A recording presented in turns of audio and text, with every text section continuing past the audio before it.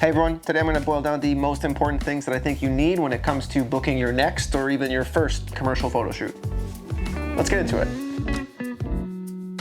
Hey everyone, my name is Sergio and I'm a commercial photographer here in Victoria, BC, and I've been shooting well over 10 years now, and sure, that maybe fell into my lap in a very organic way, but that doesn't mean that there aren't specifically targetable ways that you can use to kind of get into this industry and try to supply services to the people in your area.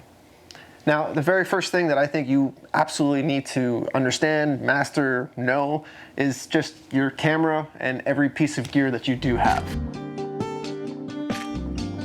Look, I know it's easy to browse through B&H and see all the equipment that you don't have and be like, oh man, I could be doing this, I could be doing that, I could be doing this. But I think you should just look at your own gear closet, your bag, your whatever, and understand every little thing that you can do with what you do have. That way you can really maximize the amount of skills and the amount of services that you can offer to the people in your area. Because at the end of the day, this is what we're doing here as commercial photographers. We're providing services to others. If you're trying to book your first shoot, you're not trying to make it in the big leagues, but you are trying to make it in the now I have a responsibility league. So you have to be able to deliver when the pressure's on and when the time comes, not whenever you feel like it or whenever you kind of get a good shot. When the money's on the line, when money's on the line, they're paying you not to deliver really good images, they're paying you to not make a mistake. Now, secondly, I kind of alluded to this just now, but you are really targeting B2B sales now. If you're coming at this from a portrait photographer like I was, or even if you're just trying to get into photography in general or into commercial photography in general, you got to understand that you're a business and you're providing services to another business. In this B2B relationship, you really have to understand the services that you can offer and the services that are in demand in your area. Look at the different industries that you can be servicing and look at what they need. Look at if there is any market or if there is any competition in your area that would be also providing services in that area. If there is there something that you can do that's any different, or are you just providing more of the same? Are you bringing more clients into the space, or are you just feeding off of what's already there? So that's why it's a little bit more important that you have to be calculated with how you create or how you attacked these certain clients, because you want to understand that, they might not have the market, or they might not have the budget to pay for certain things, or they might not need certain things because in that industry that's not necessary, or whatever it is. You have to do that homework. You have to be a little bit more mindful of what services you're providing. One of the best ways that you can do that or understand that is just understand your gear and then ask yourself, how can I help? What is it that I can do? What is it that I can do specifically that other people might not be able to do? What viewpoint can I bring to this industry that no one else is bringing, and why is that? And then put that into a little elevator pitch and use that to target these different brands and to approach these different brands in this next little step. Next up, there's no ifs, ands, or buts about this. You need a portfolio and you need to be able to showcase your work as accurately and as much as updated as possible. If you want to be able to sell your images to clients and to people around you, they should be good enough for you to share on your own end.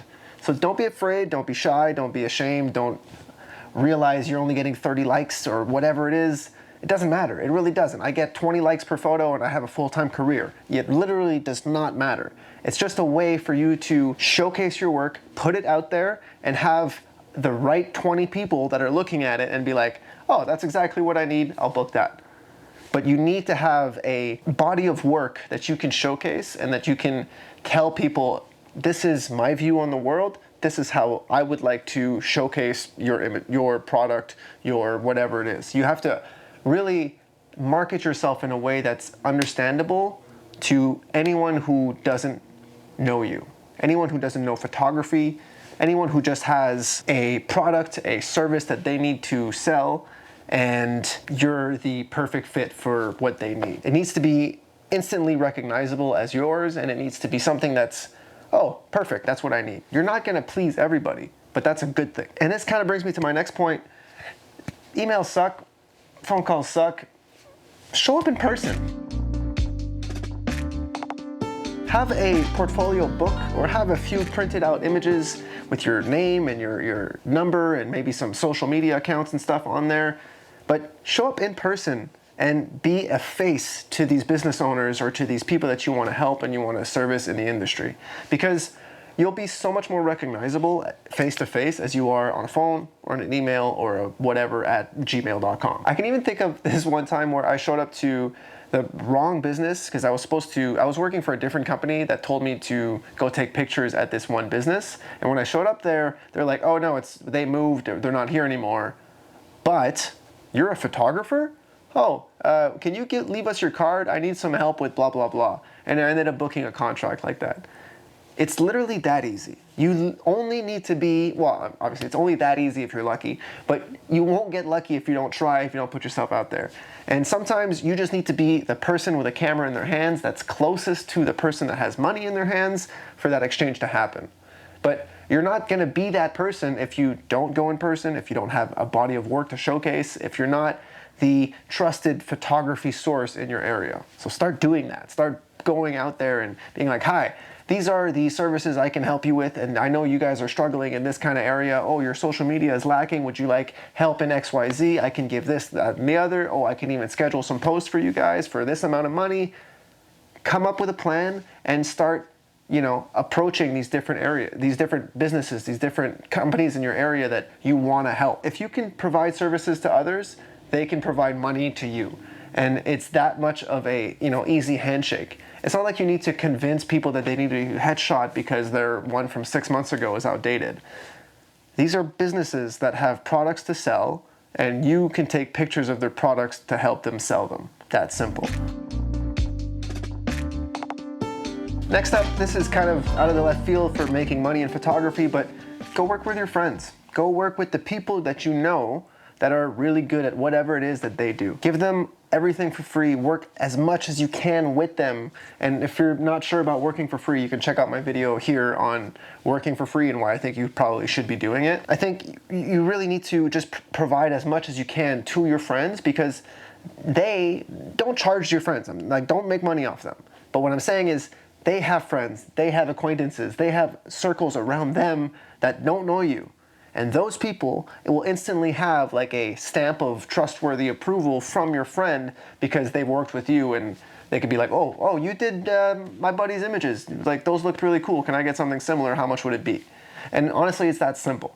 If you want to be able to, work with people that are not necessarily in your circle, but 1 or 2 degrees of separation apart, that's the best way to do it. Do it for free for the people that you know, and the others, they don't know how much you charged. They don't know how much you made. So just come up with a number that's fair and reasonable for the type services that you're offering. And, if you don't have any friends that are business owners, then go back to square one at the networking point and start networking and start having friends that are business owners, because that's how you can grow and you can become a bigger and better and more successful photographer. We are 1/5 of the 5 people around us. So make those 5 people count and make them people that are above you in certain ways and maybe ahead of you in other ways. And you just gives you something to look forward to strive towards, and be like, oh, maybe one day I can achieve that. But it doesn't necessarily need to be in the same field as you, or even in the same type of world or photography for that matter. Anyway, this is probably not what you guys had in mind for the top ways to book a commercial photo shoot, but let me know what you think about it. Like if you haven't liked it yet, maybe subscribe if you haven't, and I'll see you guys in a couple days. Later.